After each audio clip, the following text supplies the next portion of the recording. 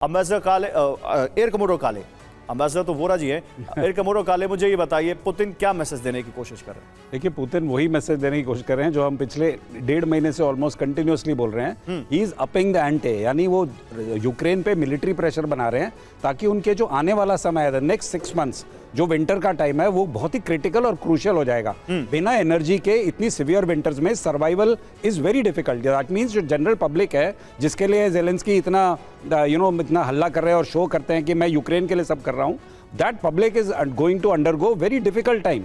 तो जब पब्लिक पे इतना प्रेशर पड़ेगा और जब लोगों पे बहुत ज़्यादा प्रेशर आएगा, और देखिए militarily they are not doing well at all. सारा का सारा सप्लाईज जो है वो सब अभी $90 बिलियन जो ईयू ने प्रॉमिस किया है, वो केवल एक प्रॉमिस ही है, उसको सप्लाईज में बदलने में बहुत समय लगेगा।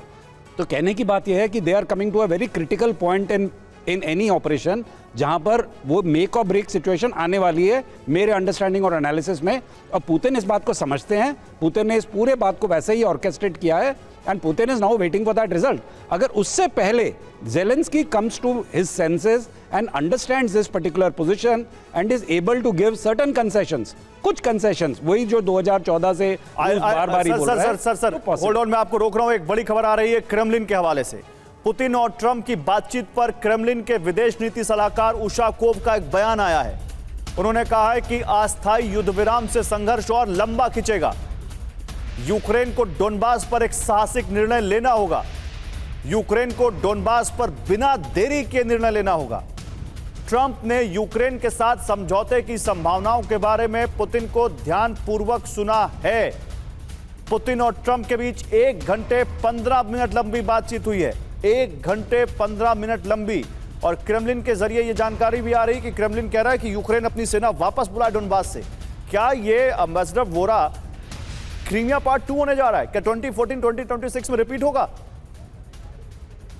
आपने जो कहा है ना, ये बहुत इंटेलिजेंट आपका ऑब्जर्वेशन है। रिपीट तो होने वाला है ना सर। सर अल्टीमेटली कॉमोडोर काले साहब बैठे हैं, आप हैं और हमारे सहयोगी हैं अमेरिका से।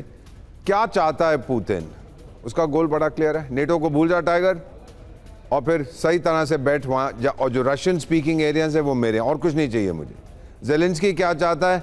कभी इधर कभी उधर, ये भी बने मैं यूरोप का शहंशाह, मैं दुनिया का शहंशाह, मैं जान दे दूंगा लेकिन रूस को कमज़ोर करूंगा। ट्रंप क्या चाहता है कि रूस जितना कमज़ोर हो जाए ताकि मेरी पोजीशन सही हो जाए। अब ये तीनों को कैसे आप मिलाओगे सर? मेरा मानना है इस समय ये जो बातचीत हो रही है समझौते की नहीं होगा, डिसीजन बैटलफील्ड पे होगा। अब देखिए वहां से जो जानकारी आ रही है, जो तस्वीरें आ रही हैं, फ्लैग्स लगा दिए गए, यूक्रेन के और अमेरिका के फ्लैग्स लगा दिए गए हैं, यानी हलचल तेज है। कभी भी वहां पर ये तस्वीरें आ सकती हैं जहां ट्रंप और ज़ेलेंस्की मिले। एक बार फिर से फुल फ्रेम में तस्वीर देखिए। ये मारा-लागो, वो जगह जहां फ्लोरिडा में बैठक होनी है ज़ेलेंस्की और ट्रंप की। अभी थोड़ी देर पहले जब तस्वीर आ रही थी तब ये फ्लैग नहीं थे। अब आप देखिए राइट साइड आपको यूक्रेन का फ्लैग दिखेगा ब्लू एंड येलो कलर में, और लेफ्ट साइड आपको दिखेगा white, red and blue colour में जिसमें स्टार्स हैं। यूनाइटेड स्टेट्स ऑफ अमेरिका का जो फ्लैग है, ये दोनों फ्लैग यहाँ पर दिख रहे हैं। यानी और यहाँ लगातार हमें लोग आते जाते दिख रहे हैं, सीक्रेट सर्विस के एजेंट्स दिख रहे हैं। इसका मतलब है कि यहाँ पर कभी भी किसी भी वक्त ये तस्वीरें आएंगी जहाँ ट्रंप और ज़ेलेंस्की आपको एक साथ दिखेंगे। और क्योंकि वहाँ पर पहुँच भी चुके हैं ज़ेलेंस्की, तो जाहिर सी बात है कि अब कभी भी ये बातचीत शुरू हो जाएगी। फिर भी अम्बेसडर अपनी बात कंप्लीट कीजिए।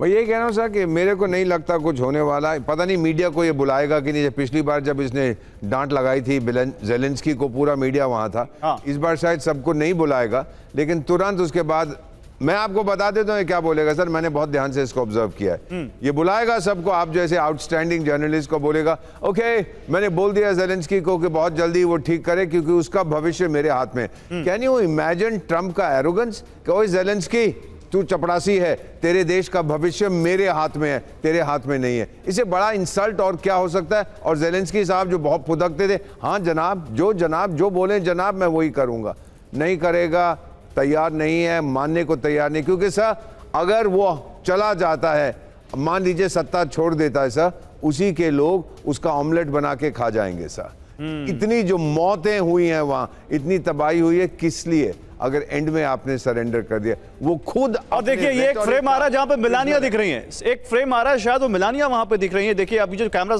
पर्सन है जो इसको जूम कर रहे हैं, तो पीछे हमें एक लेडी वहां खड़ी दिख रही है, दैट मे बी शी में भी मेलानिया ट्रंप। लेकिन देखिए वहां पे दरवाजा खुल रहा है, ये देखिए वो बाहर आती हुई, और अब ये तस्वीरें यहां पर आ रही हैं।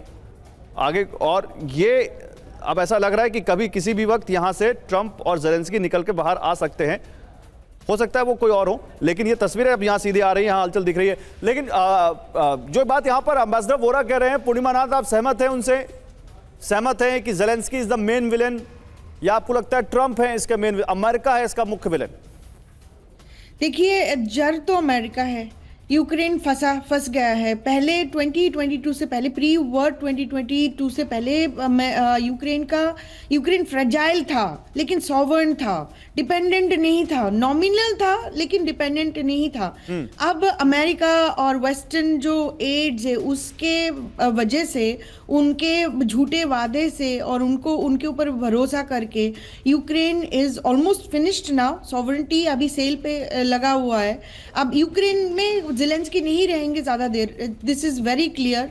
और वहाँ पे अमेरिका तो चलाएगा ऑब्वियसली। वहाँ पे प्रेसिडेंट ट्रंप चाहते हैं अमेरिका के लोग वहाँ पे जाए और वहाँ की रिसोर्सेस एक्सट्रैक्ट करें, और उसमें उनका अपना पर्सनल डील भी होगी। उनके जो बच्चे हैं, Donald Trump junior and Eric Trump and etcetera, they are going to make massive amount of money out of it as well.